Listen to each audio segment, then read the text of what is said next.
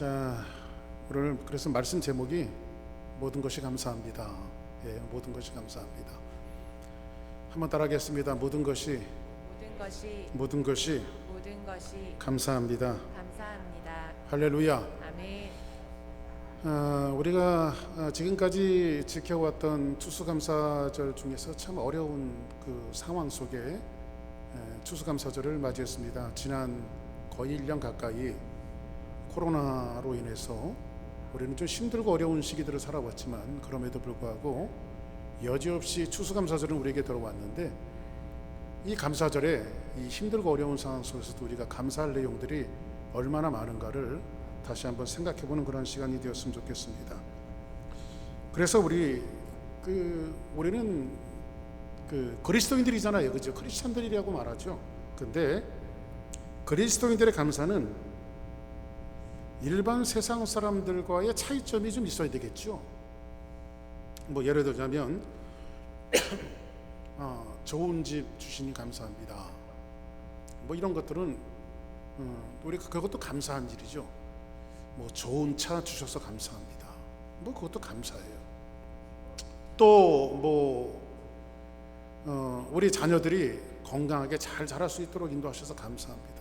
뭐 그것도 감사하지요. 하나님, 이번에 우리 아이들이 학교에서 좋은 상 받아왔네요. 그것도 감사하죠.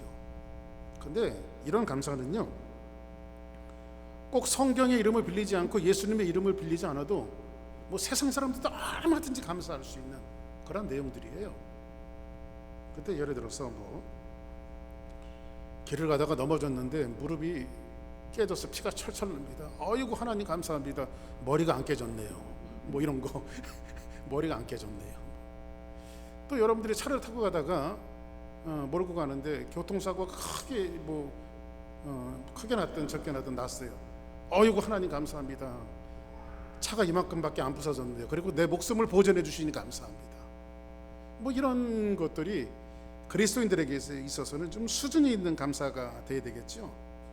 자, 근데 오늘 말씀해 보니까는 성경은 뭐라고 이야기하고 있냐면 이렇게 이야기합니다. 오늘 유명한 말씀이죠.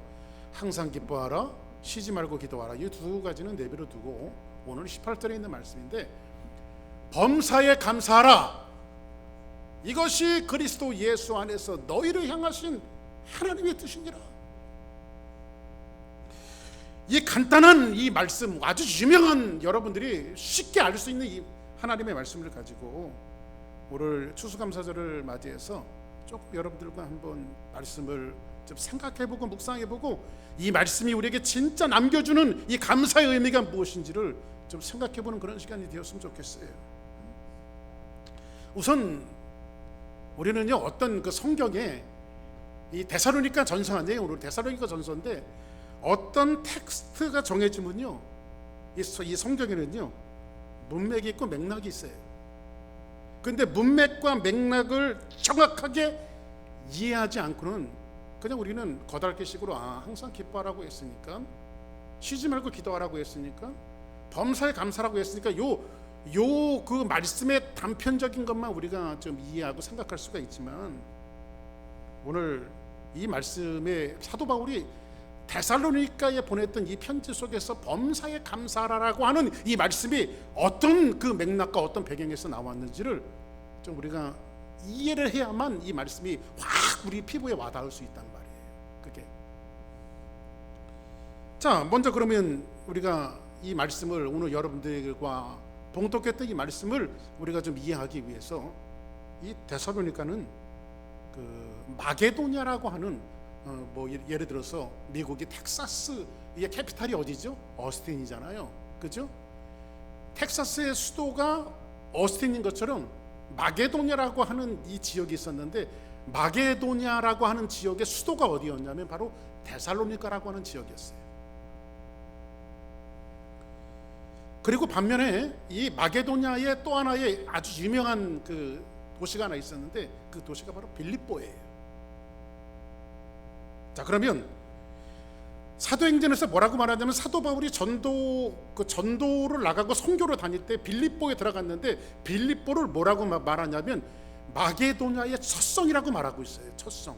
이 마게도냐의 첫성이라고 말하는 것은 그 첫 번째 성이었다라고 하는 의미가 아니라, 사도행전 이미 여러분들과 한 몇 년 전에 강의를 다 해서 여러분들이 아마 머릿속에 들으면 생각날 건데, 첫 성은 첫 번째 성이라 첫 성이 아니라 대표적인 성이라는 거예요. 대표적인, 제일 큰 성이라는 거예요. 그래서 여러분들 사실 텍사스에서 제일 큰 도시는 어디입니까? 휴스턴이죠. 휴스턴이죠. 캐피탈은 어스틴이지만은 휴스턴은 도시 사이즈로는 커요. 그러니까는 우리가 살고 있는 이 땅을 비유하자면 빌립보는 휴스턴 같은 지역이고, 마게도냐의 데살로니가 지역은 어스틴 같은 그런 지역이란 말이에요. 그런데 로마 시대는요, 이 마게도냐에 아주 유명한 두 성이 있었는데, 하나는 빌립보, 하나는 데살로니카인데, 이 로마는요 그 당시에 이 로마다운 도시를 뽑으라고 하면 여지없이 두 성을 이야기했어요. 하나는 첫 번째 빌립보고요, 두 번째로는 데살로니카예요. 왜냐하면 제가 이런 설명을 해드리는 게 그래야 오늘 본문이 이해가 되어지기 때문에 그래요. 좀 살펴보자고요. 그 첫 번째 이 노마다운 도시가 바로 빌립보인데, 이 빌립보는요 사도행전 할 때 여러분들에게 말씀드렸지만, 이 빌립보는 아주 슬럼한 지역이에요. 원래가 할렘가예요. 그러니까 아주 사납고, 그리고 거기에 거주하는 사람들은 굉장히 험악해요.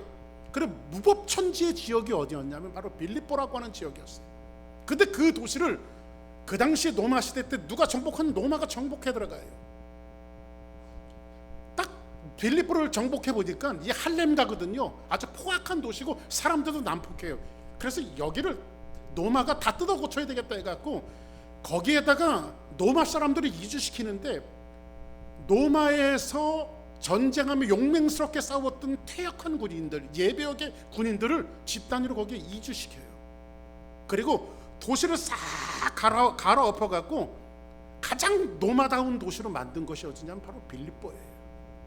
그러니까는 이 빌립보 지역에는 로마의 색채와 로마의 가치와 로마의 문화가 잘 녹아져 있는 곳이 어디냐면 바로 빌립보란 말이에요. 그래서 할렘가에서 가장 로마스러운 도시로 변화되어진 지역이 어디냐? 그러면 두말할 것도 없이 마게도냐 지역의 빌립보라고 이야기하면 돼요. 그것이 빌립보가 갖고 있는 마게도냐의 첫성의 특징이에요. 근데 두 번째로는 이 데살로니가 지역인데, 이 데살로니카는요 이런 지역이에요. 아까 제가 마게도냐의 수도라고 말씀드렸죠. 여기는요 로마가 쳐들어가지도 않았는데 알아서 기는 지역이에요. 알아서 기었어요. 이 말은 무슨 말이냐면, 로마가 데살로니카라고 하는 마게도냐의 데살로니카는 무력으로 정복한 도시가 아니라, 이 데살로니카 사람들이 가만히 생각해 보니까 로마가 아주 용맹스럽고 힘을 다해서 모든 나라를 정복하고 모든 도시를 정복하기 시작해요. 그때 이 데살로니카 사람들이 모여갖고 자기네는 나름대로 고육직책을 내는데, 세상이 지금 대세가 로마에게 있는데, 이 사람들은, 그러니까 로마 사람들은 시세에 밟고 굉장히 이익에 밟고 힘의 균형이 어디에 기울어지는가를 정확하게 파악하는 사람이었어요. 그래서 야, 두말할 것 없이 우리가 스스로 로마에게 들어가자. 그래서 로마가 빼앗은 도시가 아니라 자진 납세한 도시가 어디예요? 바로 데살로니가 지역에 지네들이 그냥 우리 로마 될래요? 하고 들어가서 로마 될래요? 당신의 나라에 기속되겠습니다 하고 들어간 도시가 어디예요? 바로 데살로니가 지역이란 말이에요. 이 사람 그러니까 어떻게 해요? 그래서 로마로 편입이 되어지는데 굉장히 힘의 균형과 이익에 밝은 사람들이 어디 사람들이에요? 데살로니가 사람이라고. 오늘 여러분들과 같이 이야기하는 이 데살로니가 지역, 이 데살로니가 전서는 사도 바울이 데살로니카에 있는 그리스도인들에게 보낸 편지 아니에요, 그죠? 요 말씀을 좀 이해하기 위해서 이 데살로니가 지역의 특색을 저와 여러분들이 좀 알아야 된단 말이에요. 그런데 빌립보를 알았고 데살로니가 지역이 그런 지역인데, 힘의 균형과 이익과 그 이익에 밝은 이런 사람들이 모인 곳인데, 여기에는 이 사람들의 정신적인 것들을 좀 받쳐주고 정신적인 기류를 대표하는 것이 있었는데, 이 사람들이 가진 종교예요. 그러니까 이 사람들은 뭐 우리나라 언젠가도 말씀드렸죠. 우리나라는 제가 어릴 때 초등학교 저희 때는 국민학교라 그랬는데 절에 한 번도 안 가봤는데 제가 국민학교 다닐 때는요 종교란에다가 애들이 전부 다 불교라고 썼어요. 야, 너 절에 가봤냐? 그랬더니 안 가봤다. 그런데도 옛날 우리나라 사람들은 불교 이렇게 썼단 말이에요. 불교. 뭐 미국 사람들은 교회 한 번도 안 가봐도요 사람들이 뭐라고 말하냐면 기독교 이렇게 말해요. 프로테스탄트. 여기 침례교도들이 제일 많지요 미국에. 그렇죠? 근데 요 데살로니가 지역에는요 이 사람들의 정신적인 밑바탕이 되어지는 이 사람들이 가진 종교가 두 가지가 있었어요. 이 사람들이 가진 종교, 우리나라의 불교처럼 미국의 기독교처럼 이 사람들의 모든 사람들이 가지고 있는 종교가 딱 두 가지가 있었는데 이것은 그 사람들의 정신세계를 대표해요. 어디 사람들? 데살로니가 지역에 사는 사람들. 근데 그 첫 번째가 뭐냐면 그 디오니소스라고 하는 종교가 있었어요. 디오니소스. 이 디오니소스라고 하는 말은 이 사람들이 가지고 있는 심벌이 있어요. 뭔가 이렇게 보는 것이 있잖아요. 불교하면 불상이 있고 기독교하면 십자가가 있고. 그런데 이 디오니소스라고 하는 이 데살로니가 지역에 있었던 첫 번째 가장 많이 믿는 이 종교가 디오니소스인데 이 사람들이 갖고 있는 상징과 심벌이 뭐냐면 남자의 생식기예요. 뭐 상상을 하지 마시기 바랍니다. 응? 근데 이 사람들이 왜 남자의 생식기가 이 사람들의 심벌이 되어지냐면요 남자의 생식기가 갖고 있는 상징적인 것이 뭐냐면 번성, 힘, 그 다음에 성적인 문란 이런 거예요. 이 사람들이 갖고 있는 게. 이 종교가 추구하는 것은 뭐냐면 힘과 번성과 그렇게 되다 보니까 힘과 번성이 어디로 튀겠어요? 이 도덕적인 문란과 성적인 문란으로 튀겠죠 이게요. 그래서 추구하는 것들이 이 사람들이 추구하는 것들은 이 종교가 어디에 치중하냐면 자꾸 번성하는데 그러니까 잘 되는데 많이 가지고 힘 있는 거 이것이 그들의 정이고 그들이 가지고 있는 윤리적인 가장 아름다운 모습이 뭐냐면 많이 가지는 것이 도덕이다. 힘이 든 것이 그 윤리적인 것이다. 우리 신이 원하는 것이 바로 그런 것이다. 그래서 그 사람들이 이 남자가 대표하는 것이 뭐예요 여러분들? 힘 있고 그죠? 정력적이고 뭐 이런 것들이 그 사람들이 가지고 있는 선이고 가치이고 정이었어요. 그러다 보니 이 도시 사람들이 이 종교에 심취되어 있으니까 정신세계가 어떻게 바뀌냐면요 성공하는 거예요. 성공. 그러니까는 뭐든지 많이 두면 좋은 거야. 저 사람 축복받았어. 저 사람 정말 잘 되는 사람이야. 그러니까 여러분들 제가 교회에서 여러분들에게 말씀을 전하면서 늘 반복하는 것이 있는데 너무 많이 가지고 여러분들이 모두 돈 많이 갖고 부동산을 많이 갖고 또 뭔가 여러분들이 모든 것을 많이 소유했다고 그것이 꼭 축복일 수는 없어요. 그런데 여러분들이 좀 사는 것이 좀 힘들고 어렵고 또 저 사람은 많이 버는데 나는 이것밖에 못 벌고 뭐 그렇다고 해서 이것이 꼭 하나님 앞에 뭐라 그럴까 실패한 사람이라고 볼 수는 없어요. 그런 기준은 성경 어디를 봐도 우리에게 이야기하지 않았어요. 하나님께서 많이 있게 하신 것은 잘 믿고 많이 있게 하신 것은 잘 믿어서 많이 있게 하신 것이 아니라 그 사람을 통해서 뭔가 많이 주셔서 하나님이 하실 일이 있으니까 많이 주시는 거예요. 그러니까 여러분들 내게 많이 줄 때는요 하나님이 나에게 원하시는 것이 뭔지를 좀 생각을 하란 말이에요. 여러분들이 만약에 여러분들이 그렇게 하지 않으면 하나님이 여러분들 많이 두게 하신 것이 두 가지로 벌어질까? 하나는 타락하든지 하나님 두 번째는 하나님이 그거 걷어버리시든지. 그래서 이 시대의 정신과 사람의 가치는 이 디오니소스는 뭐냐면 자꾸 성공하는 거, 많이 갖는 거. 이 데살로니가 사람들이 기류가 그거예요. 그러니까 많이 가지는 것이 정이고 많이 가지는 것이 선이고 많이 가지는 것이 윤리적이고 도덕적이다.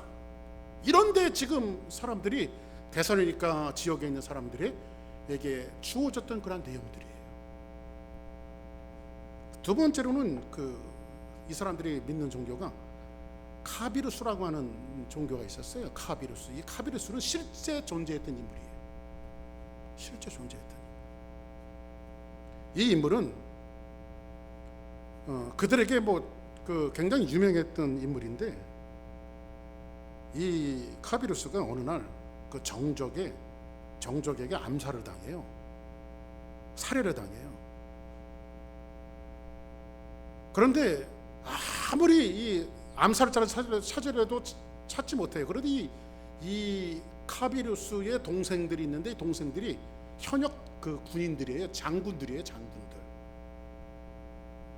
이 장군들이 형의 죽음을 너무 슬퍼하고 애도한 나머지 애도를 지나치게 해버렸어요. 이 사람들이 지나치게 해버렸는데, 어떤 애도를 하냐면, 우리 형은 지금 자는 것이 죽은 것이 아니다. 이 성경에서 갖고 온 것 같아. 예수님이 이건 자는 것이 죽은 것이 아니다. 응? 그리고 이 카비루스는 언젠가는 다시 살아 돌아와서 이 도시와 여기에 있는 모든 사람들을 다시 구원할 것이다 라고 하는 신학적인 틀을 짜갖고 신격화시키기 시작했어요. 근데 그것이 맥혀 들어간 거예요, 사람들에게. 자, 그러면 보세요.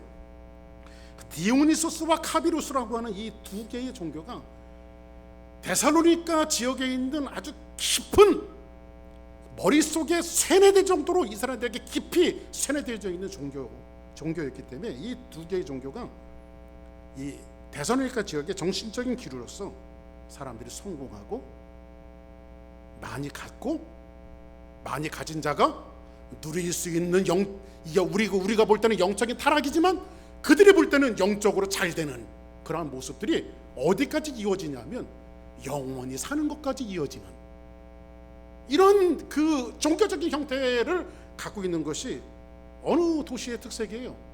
오늘 여러분들과 제가 이 말씀을 보았던 데살로니가전서 5장 18절에 이 데살로니가 지역으로 사도 바울이 보내는 편지, 이 데살로니가 지역에 있는 그런 내용이란 말이에요. 그런데 어느 날 갑자기 이렇게 타락과 테러에, 그리고 있는 것과 성공하는 것이 미라고 생각하는 이 데살로니가 지역에 누가 들어왔냐면 바로 사도 바울이 왔어요. 뭐를 가지고 왔을까요? 하나님의 복음을 갖고 왔죠. 예수 그리스도의 복음을 갖고 왔죠. 근데 이 복음이 데살로니가 지역에 선포가 되어져요. 하나님의 말씀이 선포가 되어지는데, 하나님의 말씀이 딱 뿌려지니까 두 부류로 나눠져요. 두 부류로 하나님의 말씀이 선포되어지니까. 근데 뜻밖에도 그 도시에서 그들이 갖고 있었던 종교와 문화와 정서적인 것들에 대해서 식상함을 느꼈던 이런 사람들이 복음을 받아들일지는 사도 바울도 예상을 못했는데, 고위층들, 귀족들이 하나님의 복음을 받아들여요. 헐벗고 가난한 사람들보다도 귀족층들이, 귀부인들이, 지도층들이 하나님의 말씀을 받아들이기 시작해요. 어디 가요? 데살로니가 지역이에요. 또 하나의 그 세력들은 어떤 세력이? 격렬하게 반항하는 세력들이었어요. 이거는 우리 지역이 갖고 있는 문화와 종교와 이 모든 것과 이 그리스도의 복음은 배치되어지는 것이다. 그래서 안 된다. 그래서 이 격렬하게 저항하는 사람들이 누구를 사냐면요, 조직폭력배를 사요. 예나 지금이나 뭐 안 되면은 주목. 그래서 불량배들을 사갖고요, 누구를 지금 쫓고 있어요? 사도 바울을 쫓고 있는 거예요. 자, 그 말씀을 우리가 조금 이해하기 위해서 좀 보실 필요가 있는데, 사도행전 제가 보겠습니다. 자, 그 내용이 사도행전의 역사에 나와요. 데살로니가 지역에 있는 이 내용이, 그들이 암비볼리와 아볼로니아로 어디로 갔어요? 데살로니가에 이르니 거기에 유대인의 회당이 있는지라, 이렇게 말하죠. 바울이 자기의 갈래대로 그들에게 들어가서 새 안식일이라고 하는 것을, 안식일이 3번 지날 동안을 얘기하는 거예요. 새 안식일은, 새 안식일에 뭐를 가리켰어요? 성경을 가지고 하나님의 말씀을 강론하기 시작해요. 그죠?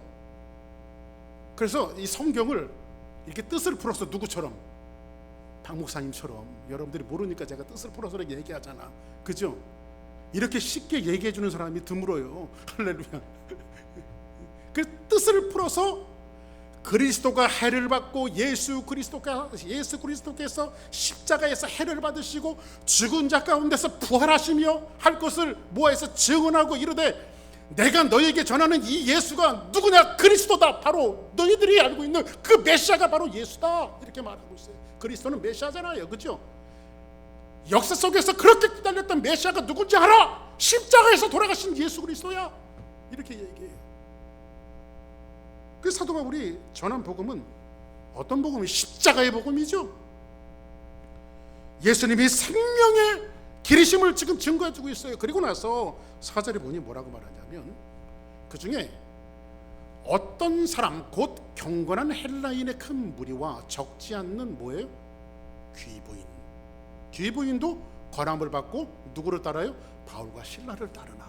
그 여기 귀족층들이, 귀부인들이 헬라 사람들이 이 헬라 사람은 지식층에 있는 사람들이죠. 이 사람들이 지금 누구를 따르고 있어요? 바울과 실라의 전한 말씀을 지금 따르고 있어요. 그렇죠? 의외의 역사였어요. 의외의 역사. 귀족층들이 따라요. 그때에 그러나 유대인들은 항상 이 이민 사회에서도 한국 사람 괴롭히는 사람이 한국 사람이라고, 여기 사도 바울을 괴롭히는 사람 유대인들이에요. 유대인들이 시기하여 저자의 어떤 불량배, 조직폭력배죠. 불량배 사람을 데리고 때를 지어 성을 소동하게 하여 누구의 집에? 야손의 집에 침입하여 그들을 백성에게 끌어내려고 찾았으나, 이렇게 말합니다. 자, 그러면 지금 사도 바울이 지금 불량배들에게 쫓기는 상태예요. 이렇게 되어져서 여러분들이 이제 시간 있으면 집에 가서 다 읽어드릴 수는 없고 17장 사도행전 읽어보면 다 나오는 내용이에요. 그래서 사도 바울이 이제 불량배들이 오고 조직폭력배들이 오니까 피신해야 되겠죠. 그래서 데살로니가에서 급하게 피신한 지역이 어디냐면 바로 베레예요. 베레아로 도망을 가요. 사도 바울이 피신을 하는 거죠. 근데 어떤 사람들이 사도 바울이라고 하는 사람, 바울이라고 하는 사람이 베레아에 와서 또 그 복음을 전한다고 하니까 불량배들이 거기까지 쫓아가요. 그리고 사도 바울이 또 못 있으니까 어디로 또 도망가냐면 아덴으로 또 도망을 가요. 아덴으로. 근데 불량배들이 뭐 친옥군들도 아니고 이 아덴까지 쫓아오니까 사도 바울이 또 피해서 가는 곳이 어디냐? 바로 항구 도시였던 고린도 지역으로 사도 바울이 피신을 해요. 이해되시면 아멘 하시기 바랍니다. 오늘 추수감사절이니까 눈을 좀 바짝 뜨고, 왜냐하면 이게 말씀을 여러분들이 이해하기 위해서, 진짜 감사가 뭔지를 이해하기 위해서는 이 말씀을 들어야 돼요. 그래서 사도 바울이 어디 갔다고요? 고린도 지역에 가서, 이제 사도 바울이 고린도 지역에서는 좀 오랫동안 있거든요. 근데 여기서 사도 바울이 이제 목회를 해요. 그런데 사도 바울이 고린도에서 목회할 때에 뭔가 먹을 때 가시가 걸린 것처럼 마음에 근심 한 가지가 있었어요. 소화도 안 되고 뭔가 걱정거리가 하나 있어요.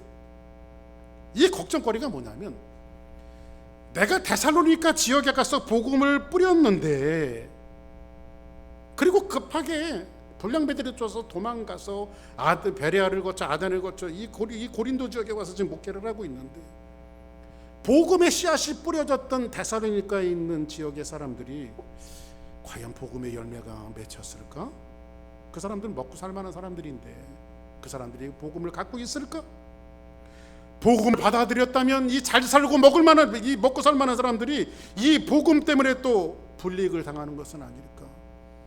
뭐 이런저런 이 걱정거리가 있어요. 그래서 사도 바울이 기도하고 고민하다가 자기의 가장 충복스러운 그 영적으로 낳은 아들, 제자였던 디모데를 불러요. 그 디모데에게, 디모데야, 네 선생님, 너 요즘에 내가 그 밥맛도 없고 근심하는 거 잘 아냐 모르냐?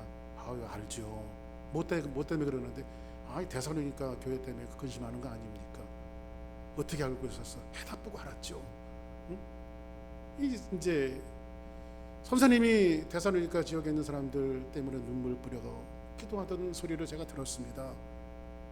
그 사도 바울이, 그래 맞다, 내가 데살로니가 사람들 때문에 고민하고 근심하고 있는데 나는 거기에 가볼 수가 없고 네가 나를 대신해서 그 데살로니가에 복음이 뿌려졌는데 이 사람들이 신앙생활을 잘하고 있는지, 세워놨던 교회는 아직까지도 있는지, 아니면 복음이 다 무너져서 사람들이 또 자기 멋대로 돌아갔는지 네가 좀 대신 가서 좀 알아보고 와라 해갖고 사도 바울이 누구를 대신 보내요?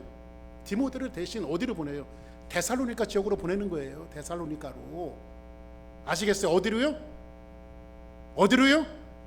데살로니가로. 근데 데살로니가 같은 이 디모데가 한참 지나도 돌아오질 않아요. 그랬더니 사도 바울이 그렇지 뭔 일이 나긴 난 거지, 디모데가 안 오네. 그러다가 한참 세월이 지나더니 디모데가 돌아왔어요. 사도 바울에게. 아유 선사님, 내가 빨리 와야 되는데 너무 늦게 와서 많이 놀라셨죠? 그래 내가 놀랬다. 어떻게 됐냐 그랬더니 디모데가 와서 뜻밖의 기쁜 소식을 전해요. 어디 지역에 대한 기쁜 소식이에요? 데살로니가 지역에 대한 기쁜 소식을 전해요. 복음을 받았던 그들이 어려운 가운데 정말 하나님의 복음을 붙들고 견고하게 성장하고 있다는 사실이에요. 이 소식을 들은 이 사도 바울이 그 어렵고 힘든 가운데 얼마 짧은 기간에 하나님의 복음을 전한 것뿐인데 그 복음이 데살로니가 지역에 뿌려져서 지금 열매가 지금 맺고 있는 중이에요. 누구를 통해서? 데살로니가 있는 사람들을 통해서 열매가 맺고 있는 중이에요. 그래서 여러분들 하나님의 말씀은 살았고 운동력이 있어. 할렐루야. 그러니까 여러분들이 전도할 때도 사람을 어떻게 여러분들이 핸들링 하려고 하지 말고 여러분들은 그냥 복음의 씨앗을 뿌리면 돼요. 나게 하고 자라게 하시는 것은 누가 하시는 몫이냐면 하나님이 하시는 몫이지 그건 여러분의 몫이 아니에요. 아니 목사님 전도해도 그 사람이 잘 받아들이지 않을 것 같아. 그거 여러분들이 걱정할 필요가 없다니까요.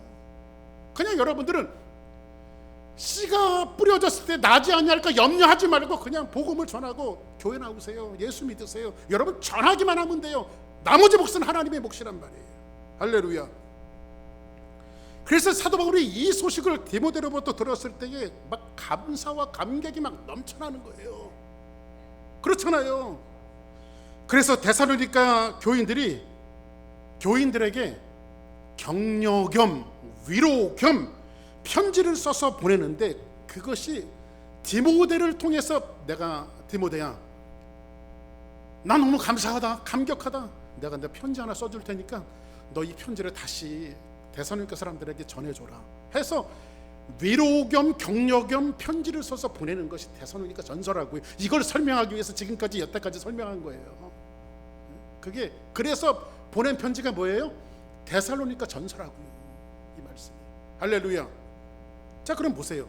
제가 데살로니가 전서가 이제 그런 배경으로 여러분들이 성경을 읽으면 그럴 거예요. 자 보세요. 한번 1장 2절부터 봅시다. 우리가 너희 모두로 말미암아 항상 하나님께 감사하며 기도할 때 너희를 기억하면 사도 바울이 그렇게 얘기하는 거예요. 1장에 또 보세요. 너희의 믿음의 역사와 사랑의 수고와 우리 주 예수 그리스도에 대한 소망의 인내를 우리 하나님 아버지 앞에서 끊임없이 기억함이니. 자 3절 한번 같이 한번 읽어볼까요? 4절 같이 한번 읽어볼까요? 시작. 택하심은 받은 형제들아 너희를 택하심을 아노라. 너희의 택하심을 봐라 이렇게 말하죠. 너희의 택하심을 봐라. 그리고 나서 5절에 보니까 이는 우리 복음이 너희에게로 말로만 이른 것이 아니라 또한 능력과 성령과 큰 확신으로 된 것임이라. 우리가 너희 가운데서 너희를 위하여 어떤 사람이 된 것은 너희가 아는 바와 같으니라. 그리고 나서 5절 6절 한번 같이 읽어볼까요? 시작. 또 너희는 많은 환난 가운데서 성령의 기쁨으로 말씀을 받아 우리와 주를 본받은 자가 되었으니. 또 너희는 많은 환난 가운데서. 이 사람들이 지금 귀족층들 지식층들 이 사람들이 지금 복음을 받아들인 것 때문에 이 사람들이 지금 환난을 겪고 있어요. 불이익을 당하고 있어요. 예수 믿는 것 때문에. 그런데 많은 환난 가운데 성령의 기쁨으로 말씀을 받아 우리와 주를 본받는 자가 되었으니. 그러니까 지금 이 사도 바울이 데살로니가 성도들을 지금 뭐 하고 있는 거예요? 격려를 하고 있는 거예요. 조금 아까도 말씀드렸지만 이 사람들은요 귀족층들이에요. 이 복음을 받아들이는 사람들이 대부분 그 지식층들이에요. 이런 사람들이 지금 뭐가 찾아왔어요? 예수 믿는 것 때문에, 복음을 받아들인 것 때문에 찾아온 것이 뭐예요? 환난이에요. 어려움이에요. 그런데 디모데의 보고에 의하면 그들이 환난과 핍박 가운데서도 뭐를 견디고 있어요? 복음 때문에 그 모든 것들을 감수하면서 그것을 받아들이고 있다는 거예요. 지금 복음 때문에. 그러니까 여러분들 우리가요, 불이익을 당하고 힘들고 어려워도 예수 믿는데 왜 이런 일을 당해야 돼? 이런 사람들은 믿음이 바닥도 안 되는 사람들이에요. 그런데 환난과 어려움이 왔을 때, 여러분들이 교회 다니고 예수 믿는 것 때문에 불이익을 당할 때, 여러분들에게 어떤 고난이 다가올 때 그것을 감수하는 것이 진짜 믿음인 것을 사도 바울이 이야기하고 있잖아요. 그래서 어쨌든 저와 여러분들은요, 제가 지난주에도 요즘에 사무엘하 강의하면서 말씀드렸지만은, 우리 그리스도인들에게 지난주에 말씀드렸죠. 뭐 코로나 시대만 지나면 뭐 행복이 찾아올 것 같은 참말의 말씀이에요. 코로나보다 더 무시무시한 놈이 찾아올지도 몰라요. 세월은 더 안 좋아지게 돼 있어요. 세상은 점점 안 좋아지게 돼 있지 좋아지게끔 되어 있지 않아요. 왜냐하면 세상의 마지막 날이 가까울수록 세상은 점점 험악해져요. 그래서 오늘보다 내일이 더 험악하고요, 올해보다 내년이 더 험악해요. 왜냐하면 세상 구조가 그래요. 그런데 저와 여러분들이 그 세상 속에서도 살 수 있는 소망이 있는 것은 우리 안에 예수 그리스도가 있기 때문에 그렇단 말이에요. 할렐루야. 그 그리스도의 능력으로 우리가 그것을 넉넉히 감당할 수 있는 믿음이 우리 안에 있기 때문에, 그래서 여러분들 자꾸 믿음을 뭐 해야 돼? 우리가 연단을 통해서 이걸 갈아내야 된단 말이에요. 할렐루야. 아멘. 이 예견되어진 이 고난과 어려움들이 지금 누구로 찾아왔어요? 데살로니가 사람들에게 찾아왔는데, 이 사람들이 고난과 어려움 속에서도 이 사람들이 사도 바울의 염려한 것과는 달리 하나님의 말씀이 살아있기 때문에 그 말씀으로 하나님의 교회는 하나님이 이끌어 가시는 것이지 사람의 생각이었구나 하면서 사도 바울이 지금 뭐하고 있어요? 감사와 감격을 가지고 있단 말이에요. 누구 때문에? 데살로니가 교회 때문에. 할렐루야. 사도 바울의 이런 감사와 감격이 저의 감사와 감격이 되었으면 좋겠어요. 여러분들이 수많은 어려움과 시련을 당해도 여러분들이 믿음으로 잘 싸워서 이기고 승리하는 그런 모습을 볼 때 목회자들한테는 감사와 감격이란 말이에요. 그게. 할렐루야. 그리고 나서 이제 3장으로 쭉 넘어가면 오늘 데살로니가 전서 3장 2절에 보니까 같이 한번 있습니다. 시작. 우리 형제 곧 그리스도의 복음을 전하는 하나님의 일꾼인 디모데를 보내노니 이는 너희를 굳건하게 하고 너희 믿음에 대하여 위로함으로. 디모데에게 편지를 써서 보내고 그들을 굳게 세워주고 그리고 그들을 위로하고 격려하기 위해서 지금 누구를 보내고 있어요? 디모데를 보내고 있어요. 3절 한번 볼까요? 시작. 아무도 이 여러 환난 중에 흔들리지 않게 하려 함이라. 우리가 이것을 위하여 세움 받은 줄을 너희가 친히 알리라. 아무도 너희들이 이 고난과 어려움이 있지만 흔들리지 않을 것은 우리가 이것을 위하여 세움을 받은 줄 너희와 내가 친히 알림이 아니냐. 그리고 나서 아주 중요한 얘기를 해요. 한번 4절을 볼까요? 시작. 우리가 너희와 함께 있을 때 장차 받을 환난을 너희에게 미리 말하였는데 과연 그렇게 된 것을 너희가 아느니라. 보세요. 우리가 너희와 함께 있을 때, 사도 바울이 데살로니가에서 복음을 전할 때 사도 바울이 데살로니가 성도들에게 전한 메시지가 뭐냐면, 예수님을 믿으십시오. 예수님 믿으면 세상적으로 성공합니다. 좋은 집 살 수 있어요. 좋은 차 살 수 있어요. 좋은 것을 누릴 수 있어요. 여러분 자녀들 축복하십니다. 이런 말씀 증거한 것이 아니라, 너희들이 복음을 받아들이면, 예수를 받아들이면 너희들이 겪어야 할 것이 있는데 환난이 너희에게 있겠다고 미리 내가 말하였지 않느냐. 사랑하는 여러분, 예수를 받아들이고 복음을 받아들이면 잘되고 축복받고 뭐 이런 것이 아니라 우리에게 환난이 찾아오게 돼 있어요. 근데 이 환난 가운데서도 진짜 기쁨이 무엇인가를 성경이 우리에게 증거해 주고 있단 말이에요.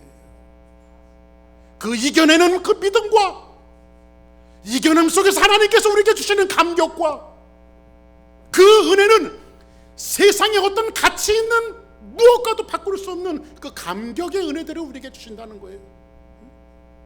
내 마음속에 있는 이 평화는 누구도 앗아갈 수 없는 거예요. 하나님이 주신 평화. 할렐루야.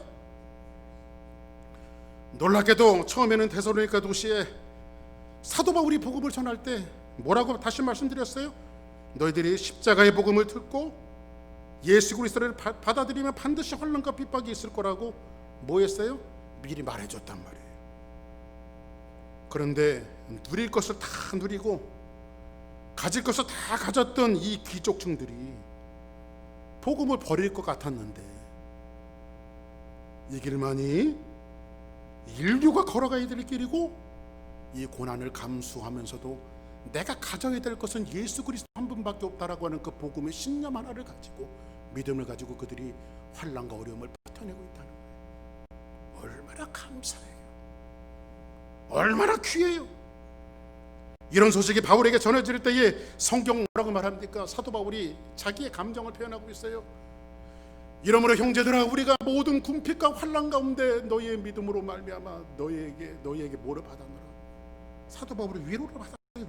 그렇죠? 위로를 받았노라.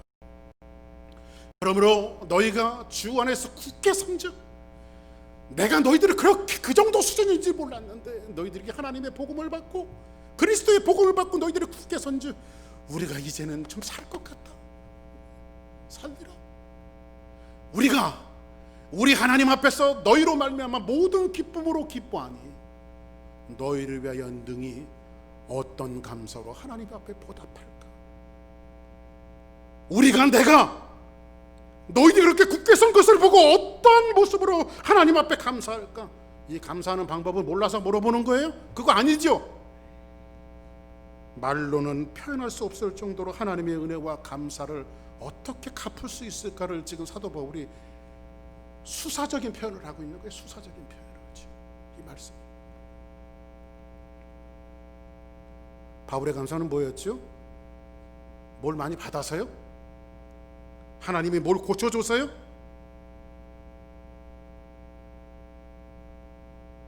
애들이 뭐 좋은 대학 들어가서요? 애들이 뭐 학교 가갖고 수석을 해갖고요? 아니에요. 그런 감사 아니었어요. 그런 감사는요 세상 사람들도 다 할 수 있는 감사예요.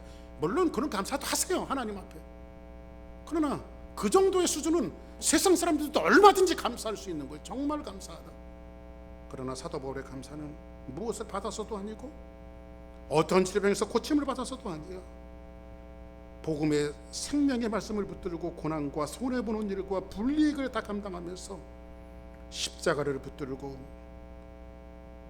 믿음 붙들고 살아가는 데살로니가 성도들 때문에 벅찬 감사를 하나님 앞에 지금 드리고 있는 거예요. 누가? 사도 바울이. 이런 벅찬 감사가 저와 여러분들에게 이 추수감사절을 맞이해서 넘쳐나기를 주의 이름으로 축복합니다. 할렐루야. 이제 오늘 본문이란 말이에요. 이제 본문은 결론겸. 이제 결론겸이라면 이제 설교가 끝날 때가 됐다는 거죠. 결론겸.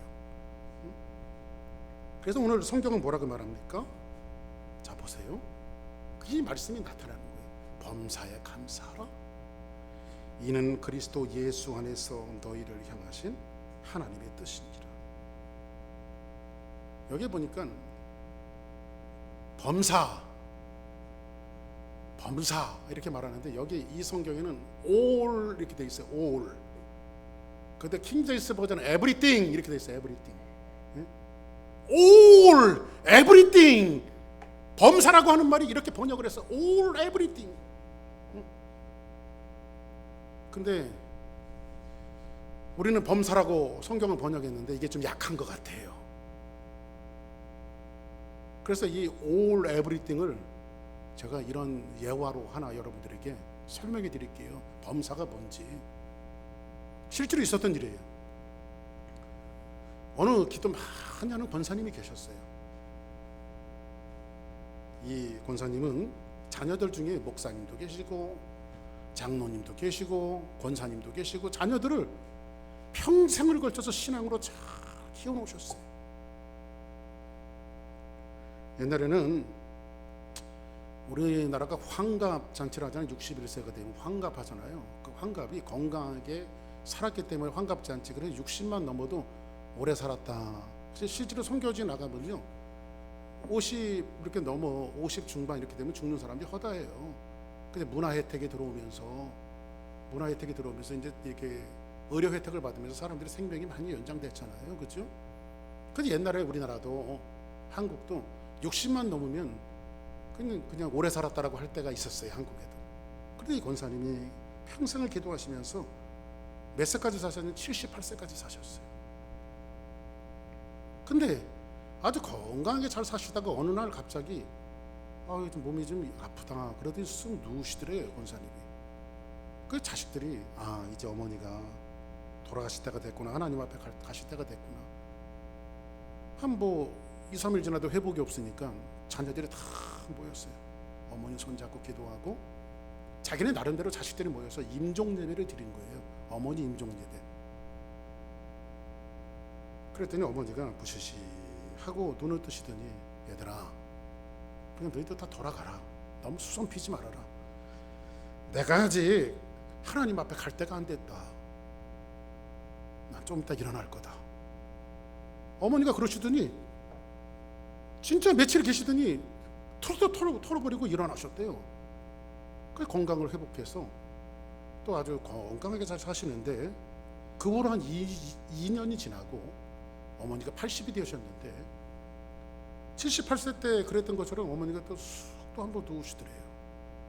그래서 이번에는 자녀들이 지난번처럼 우리 어머니 건강하시기 때문에 하나님께서 또 살려주실 거야, 이런 것으로 우리 어머니가 돌아가실 리가 없지 하면서, 그때는 오지도 않고 임종 예배도 안 드리고, 그랬더니 권사님이 자식들을 다 오라고 그러더래요. 이제는 와라. 그래서 자식들이 부랴부랴 어머니한테 다 모였어요. 얘들아, 이번에는 내가 주님 만나러 갈 것 같다. 주님이 날 부르시는 것 같으니까 너무 내가 죽는다고 너희들 마음 쓰지 말고, 내가 너희들 죽기 전에 꼭 너희들에게 남겨줄 게 있어서 불렀다. 그랬더니 갑자기 목사님 아들도 장로님 아들도 또 권사님 딸도 눈이 번쩍번쩍 빛나면서 어머니가 남겨주시고 갈 게 있나? 땅 문서 어디다 몰래 감춰놓으셨나? 아니면 은행 통장 잔고가 있을까?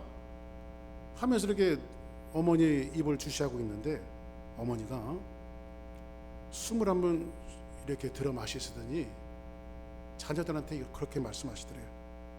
얘들아, 모든 것이 감사하다. 모든 것이 감사하다.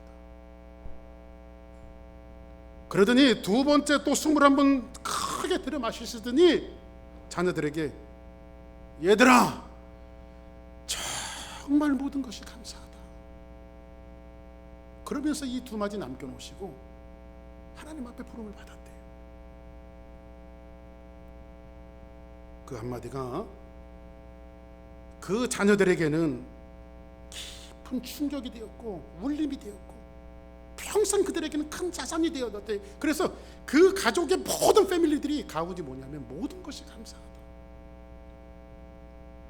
이 어머니가 사셨던 이 평생의 삶, 범사라고 하는 말이 파스예요.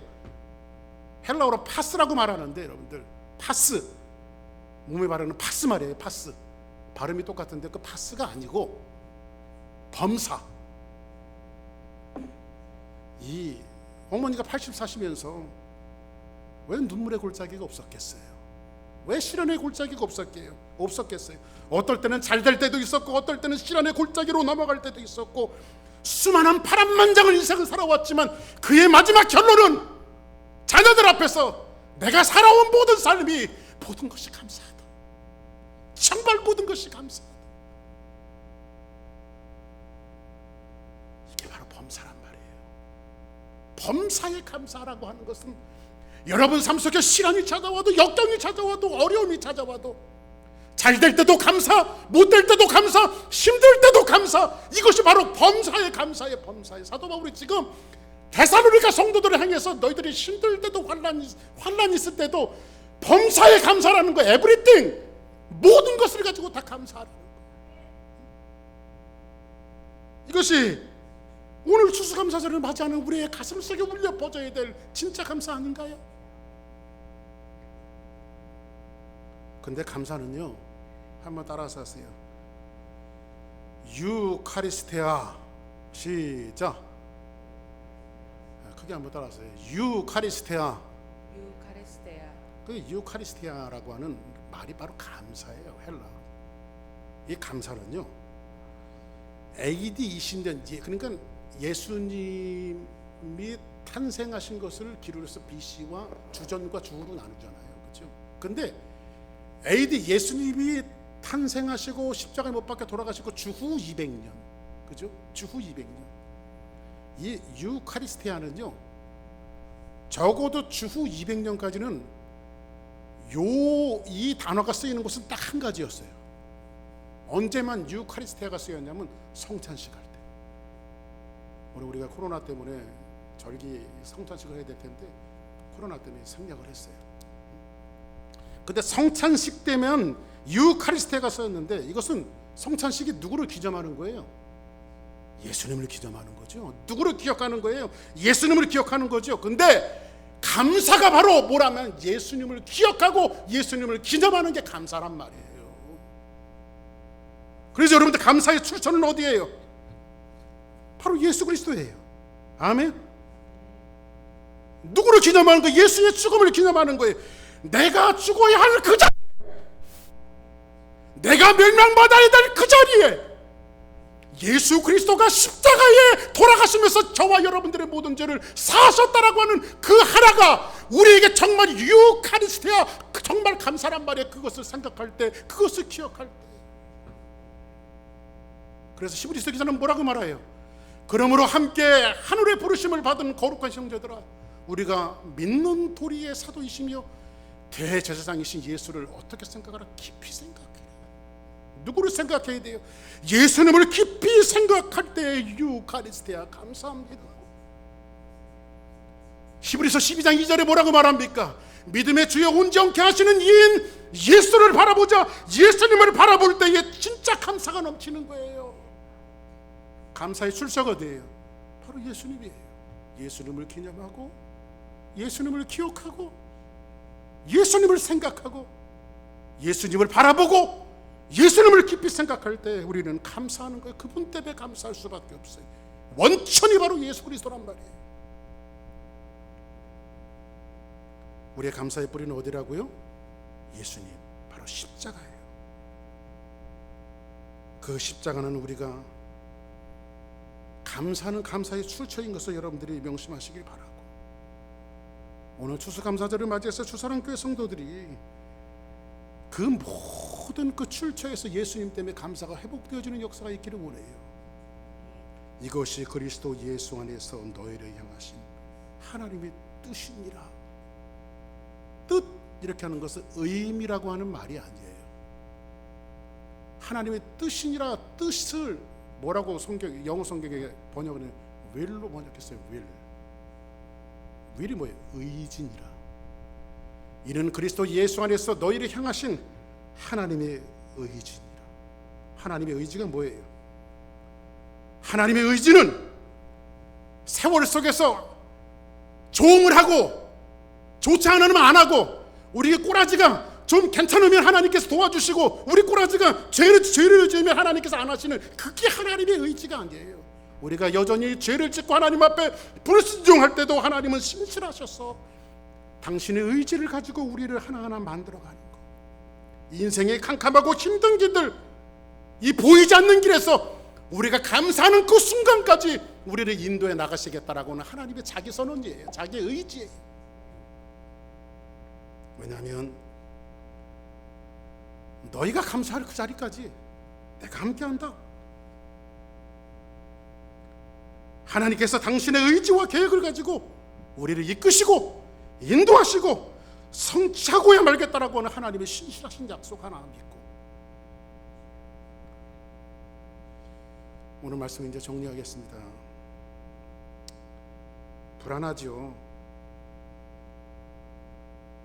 걱정스럽죠. 그리고 걱정 때문에 우리는 연약해집니다. 그런데 범사에 감사하라, 명령형으로 하나님께서, 주님이 말씀하세요. 데살로니가 교회를 향해서 사도 바울이 명령형으로 말하고 있어요. 그러함에도 불구하고 범사에 감사하라.